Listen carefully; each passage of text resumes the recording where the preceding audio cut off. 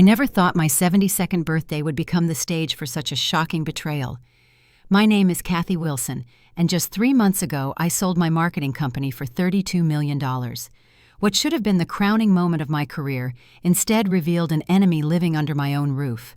I noticed my daughter-in-law slip something into my champagne glass, so I quietly swapped it with hers. Before we continue, let me know where you're watching from. In the comments, hit that subscribe button and buckle up for what happened next.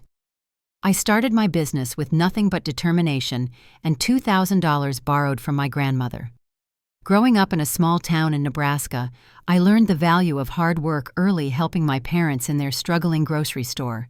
Those long hours counting inventory and balancing budgets gave me skills that would prove invaluable years later. After graduating with a marketing degree, I worked for several agencies before deciding to strike out on my own at 34.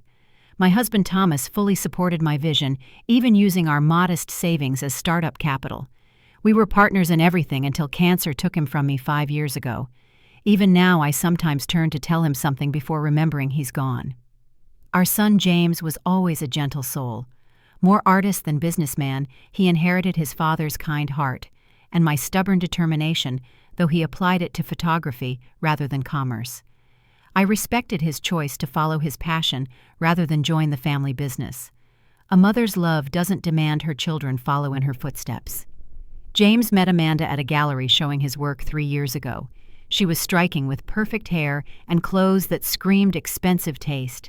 Something about her smile never quite reached her eyes, but I dismissed my concerns as overprotective mother syndrome. Everyone deserves this benefit of the doubt, and she made James happy, at least initially.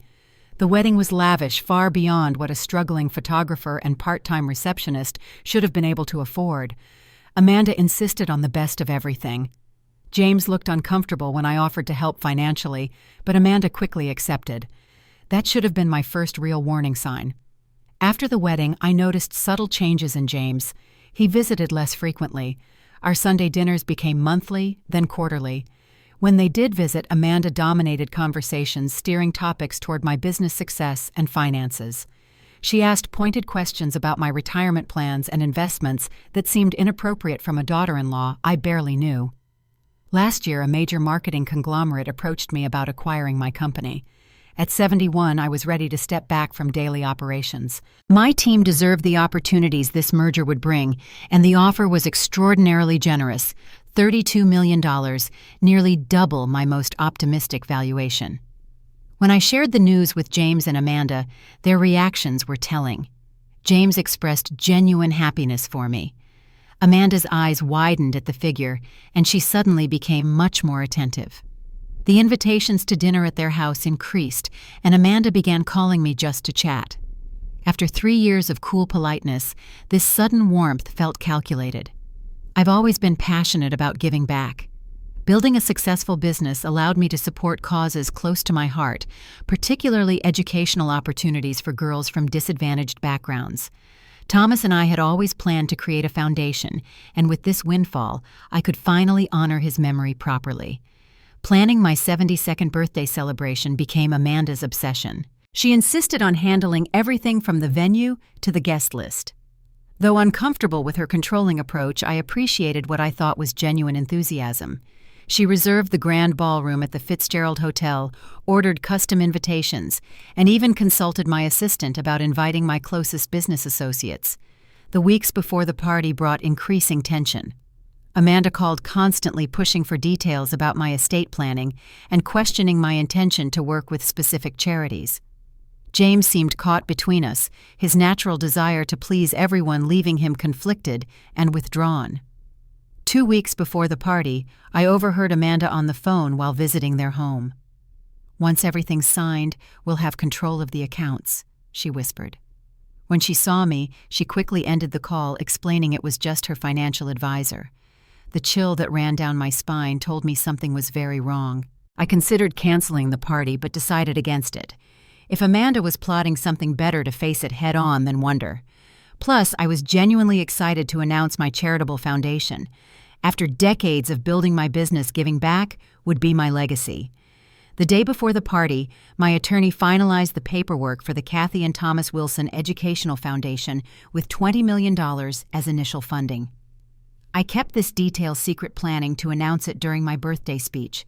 Only my attorney and most trusted advisor knew the specifics. Something told me to keep Amanda in the dark about the exact amount and timing. The evening of my birthday, I looked at myself in the mirror. 72 years had left their mark in the silver of my hair and lines around my eyes, but I recognized the same determination that had built a business empire from nothing. Whatever happened tonight, I was ready. The Fitzgerald Grand Ballroom took my breath away. Crystal chandeliers cast warm light over tables adorned with white roses and silver accents. The string quartet played softly in the corner, and a 3-tiered cake crowned with 72 candles waited near the stage. Amanda had outdone herself with the decorations, I had to admit. Guests began arriving at 7. Old friends embraced me warmly, former colleagues shared memories of challenges overcome, and family members beamed with pride. These genuine connections grounded me amid my growing unease about Amanda's intentions. My son James approached handsome in his tailored suit. "Happy birthday, Mom," he said, embracing me tightly. "I'm so proud of you." The sincerity in his eyes reminded me of his father, and my heart ached with love for him. Amanda appeared moments later in a striking red dress that must have cost thousands. "Happy birthday, Mother dear," she cooed, air-kissing near my cheeks. "Everything is absolutely perfect, isn't it? Just wait until your special announcement later." Her emphasis on those last words sent another warning signal. Throughout the cocktail hour, I noticed Amanda working the room, paying particular attention to my wealthier friends and business connections. She lingered with Jeffrey Phillips, my former CFO, and Sarah Donovan, who had been instrumental in the company sale. Their body language suggested discomfort with her questions. James followed in Amanda's wake, offering apologetic smiles to those she interrogated too aggressively. He seemed like her accessory rather than her partner, and my concern for him deepened. The confident young man who once backpacked through Europe alone now couldn't even choose his own tie without checking with his wife. During the first course, Amanda disappeared for a phone call, returning looking slightly flustered. Minutes later, her sister Natalie arrived, much to my surprise since she wasn't on the guest list. The two huddled in the corner, whispering intensely. When they noticed me watching, they separated quickly with forced smiles. "Just discussing the surprise entertainment," Amanda explained when I approached. The lie was obvious, but I simply nodded and returned to my table. Years of business negotiations had taught me the value of revealing nothing while observing everything. The dinner progressed beautifully. Chef Marcel had outdone himself with each course, and the conversation around my table flowed naturally among old friends. I almost forgot my concerns until I noticed Amanda checking her watch repeatedly as dessert was being served. My speech was scheduled for 9:30, followed by champagne and the cake cutting. At 9:20, the waitstaff began distributing champagne flutes to each table. My longtime assistant Margaret approached me. "Everything's ready for your announcement," she whispered. "The foundation documents are in the envelope if you want to show them." "Thank you," I replied. "And thank you for 30 years of loyalty. This foundation would never have happened without your support." Margaret squeezed my hand. "It's been my honor, Kathy. And between us, I've never trusted that daughter-in-law of yours. She was asking me strange questions about your medication schedule last week." Before I could respond, Amanda materialized beside us. "Time for your speech, Mother. Everyone's waiting." She practically vibrated with anticipation. As I gathered my notes and moved toward the stage, I caught sight of Amanda and Natalie by the champagne tray. Natalie handed Amanda 2 glasses with an almost imperceptible nod. A cold certainty settled in my stomach. Whatever they were planning was happening now. The room quieted as I took the stage. Looking out at the faces of people who had been part of my journey, I felt a wave of gratitude despite my growing suspicion. James sat at the front table, his expression a mix of pride and tension. Beside him, Amanda's empty chair waited. "She's bringing your special champagne," James explained when I glanced questioningly at the vacant seat. The emphasis on special sent another warning flare. As I adjusted the microphone, Amanda approached with 2 champagne flutes. "The best for the birthday girl," she announced a bit too loudly. I made sure they gave you the premium vintage, not what everyone else is having." Her insistence that I take the glass in her right hand rather than reaching for either myself struck me as odd. As she handed it to me, our eyes met, and for a moment I saw naked ambition there, unmixed with any genuine affection. "Thank you, dear," I said, accepting the glass. "How thoughtful." "I'll just set this down while I speak," I said, placing the champagne on the small table beside the podium. Amanda's smile faltered slightly. "But shouldn't you have a toast first before the speech?" She suggested, a note of urgency in her voice. "Everyone's waiting with their champagne." "I prefer to speak first, then toast," I replied firmly. Years of running board meetings had taught me to maintain control of proceedings. As I arranged my notes, I glanced down and caught a glimpse of something disturbing. In the crystal flute, a small whitish residue was still dissolving at the bottom of my champagne. Had I not been looking at that exact angle with the light catching it just so I would never have noticed? My mind raced. What had she put in my drink, and why the pieces began falling into place? The sudden interest in my finances after the company sale, the questions about my medication and schedule, the overheard phone conversation about having control of the accounts. I needed to think quickly. Confronting her immediately would cause a scene and might not reveal the full extent of her plan. I had spent decades outmaneuvering corporate competitors. Surely I could handle one greedy daughter-in-law. "Actually, I'm a bit parched," I said, reaching for a water glass instead. "Amanda, would you mind holding my champagne for a moment while I take a sip of water?" She hesitated, then took the glass back. This gave me the opportunity I needed. I pretended to drop my note cards, and as we both bent to retrieve them, I created enough confusion to switch our glasses when we stood back up. "Thank you for your help, dear," I said, taking what had originally been her untainted champagne. She now held the drugged glass, unaware of the swap. Amanda looked relieved as I took a small pretend sip from my now safe champagne. "Delicious," I commented, watching her carefully. "You should try yours too." "Oh, I'll wait until your toast," she demurred. "Please, I insist," I said, "a private toast between us mother and daughter-in-law before I address everyone." Something like triumph flashed in her eyes as she watched me take another pretend sip.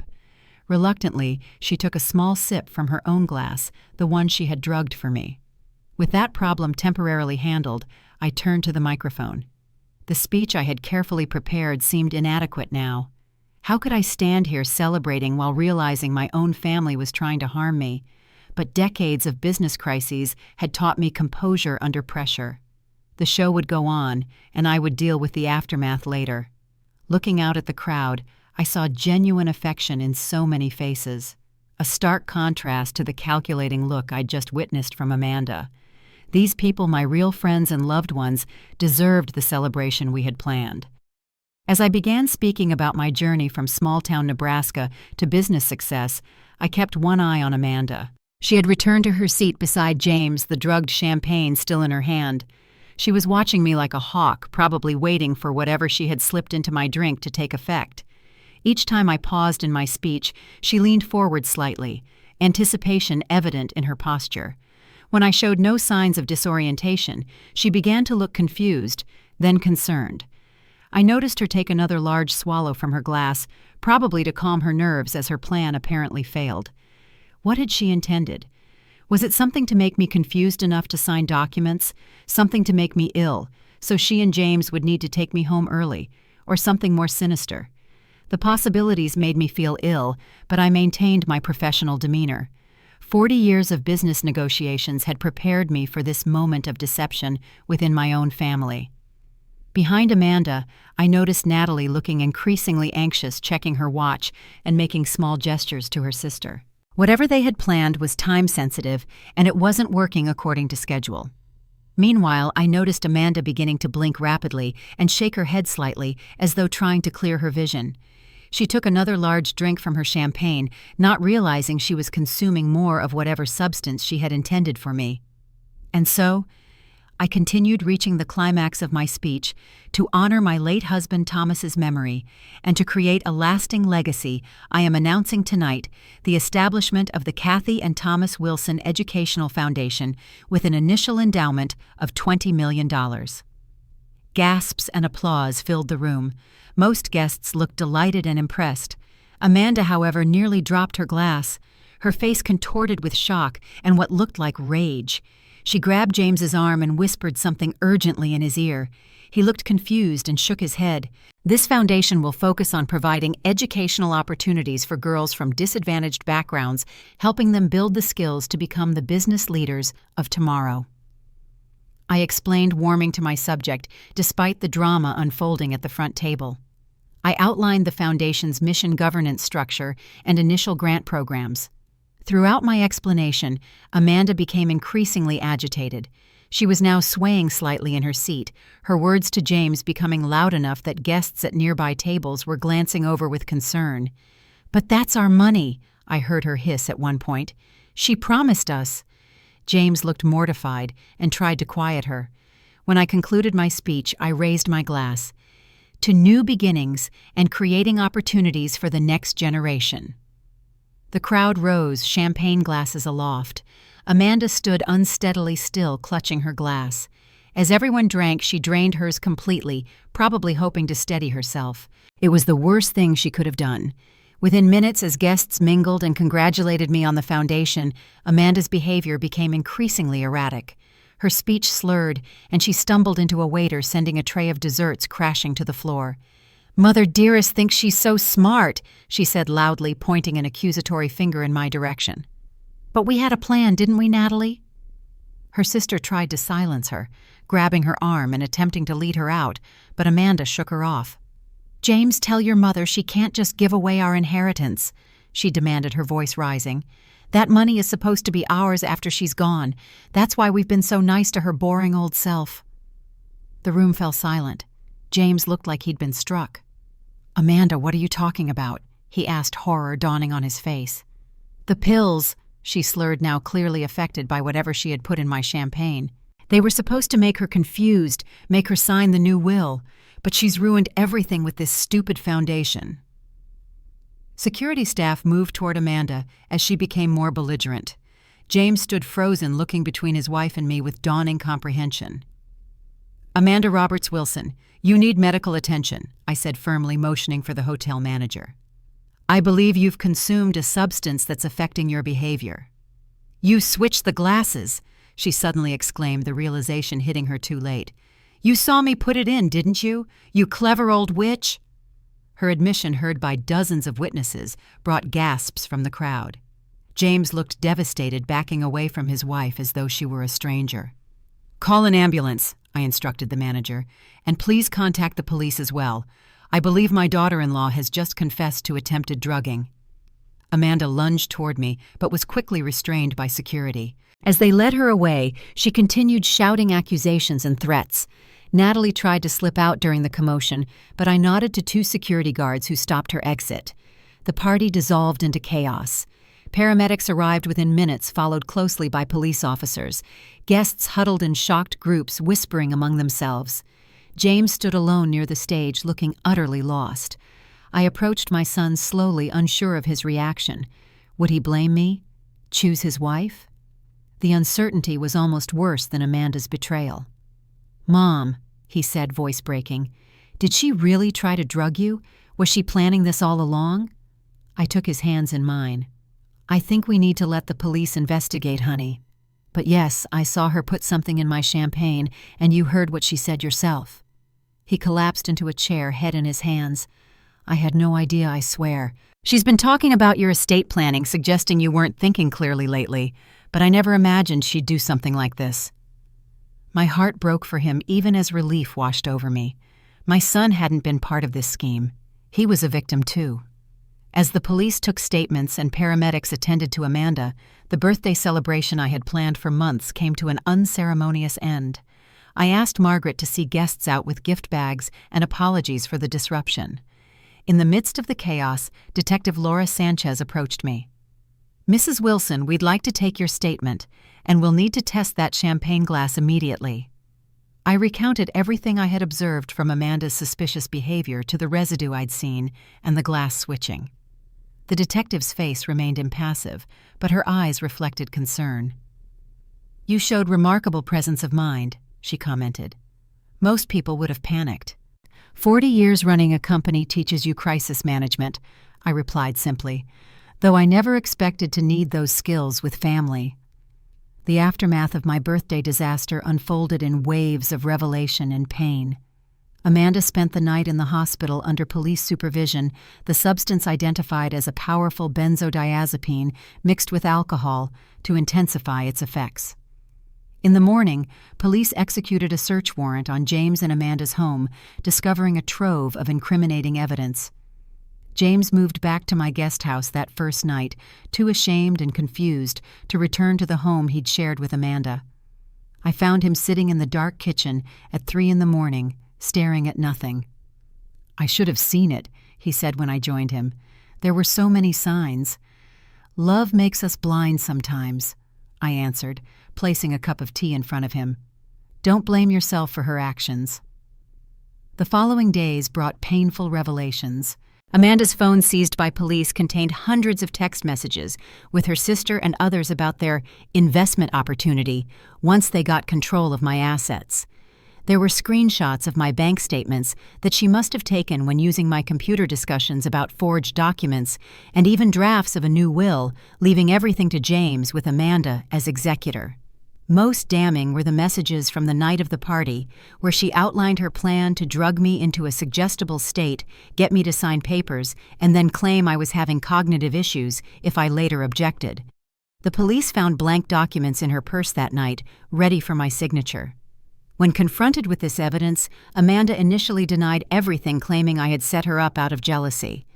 But the toxicology reports, text messages, and dozens of witness statements formed an insurmountable case. Her sister Natalie quickly turned state's evidence in exchange for leniency, revealing that the plot had been developing since the announcement of my company's sale. James filed for divorce 3 days after my birthday. The look of betrayal never quite left his eyes during those first weeks. He alternated between profound apologies to me and periods of silent grief for the relationship he had believed in. "She never loved me at all, did she?" he asked one evening as we sorted through financial documents his lawyer had requested. "It was always about your money." I couldn't lie to him. "I don't know what was in her heart, James, but people who love us don't try to harm us or use us as pawns." The media caught wind of the story within days. "Business tycoon targeted in birthday drugging plot by daughter-in-law," screamed the headlines. Reporters camped outside my gates hoping for comments or photos. My PR team worked overtime to protect our privacy while acknowledging the basic facts. For James's sake, I maintained public composure. In private, I cycled through shock, anger, and profound sadness, not for Amanda, but for my son and the innocent trust he had lost. And yes, for myself too. At 72, I had not expected to face such a profound betrayal from family. 2 weeks after the incident, Detective Sanchez returned with more news. Amanda's phone records had revealed connections to 2 previous cases involving elderly, wealthy individuals who had suddenly changed their wills after family gatherings. One victim had died accidentally 6 months after changing his will. The investigation was expanding to include Amanda's past relationships and employment at a senior care facility years earlier. The foundation launch proceeded despite the personal drama. If anything, the publicity brought increased attention to our mission. Donations from others in the business community added another $5 million to our endowment in the first month. Work became my sanctuary, a place where decisions made sense and goals remained clear. James threw himself into therapy and reconnecting with friends he'd lost touch with during his marriage. I often heard him on late-night calls with his college roommate or childhood friends rebuilding the support system Amanda had systematically dismantled. Amanda was denied bail due to flight risk concerns and the severity of the charges. Her preliminary hearing revealed additional conspirators, including a notary willing to authenticate forged documents and a doctor prepared to testify about my supposed cognitive decline despite never having examined me. 4 months after my birthday, James and I shared dinner on the patio watching the sunset. For the first time, he laughed genuinely at something unrelated to the case. It was a small moment, but it felt like a turning point. "I keep thinking about how differently this could have ended if you hadn't noticed what she did with the champagne," he said soberly. "She could have killed you, and I would have believed it was natural causes." But that's not what happened, I reminded him, and now we have a chance to rebuild wiser than before. That night, I wrote in my journal about trust betrayal and the painful gift of seeing people clearly. The road ahead would be difficult, but we had taken the first steps toward healing. 1 year after the birthday incident that changed everything, life had found a new rhythm. Amanda had accepted a plea deal rather than face trial, receiving an 8-year sentence for attempted elder abuse conspiracy and fraud. Her sister Natalie received 3 years probation for her lesser role, and their other conspirators faced various charges. The divorce was finalized with James receiving the house, but assuming its substantial mortgage, which we discovered Amanda had taken out secretly to fund her lavish lifestyle. Financial forensics revealed she had accumulated over $200,000 in hidden debt during their marriage. James had moved to a smaller apartment and rediscovered his passion for photography, landing a major exhibition at a respected gallery. The trauma had changed him, adding a depth to his work that critics praised as authentic and unflinching. He started dating again cautiously, a lovely museum curator named Diana, who had no interest in material wealth. My foundation thrived beyond expectations. We provided scholarships to 57 young women in our first year, established mentorship programs in 3 states, and partnered with major universities to create pathways for underprivileged students into business programs. The experience changed how I managed my affairs. I implemented stricter security measures around financial documents and added explicit provisions to my estate plan to prevent any future exploitation attempts. My inner circle of trusted advisors became smaller but stronger, with regular accountability checks that would have caught Amanda's manipulations much earlier. The most meaningful change came in my relationship with James. The shared trauma, while painful, had stripped away pretense between us. Our conversations became more honest, more frequent, and ultimately more healing. He called me daily, stopped by weekly, and genuinely wanted my input in his life again. 6 months after the sentencing, I received a letter from Amanda.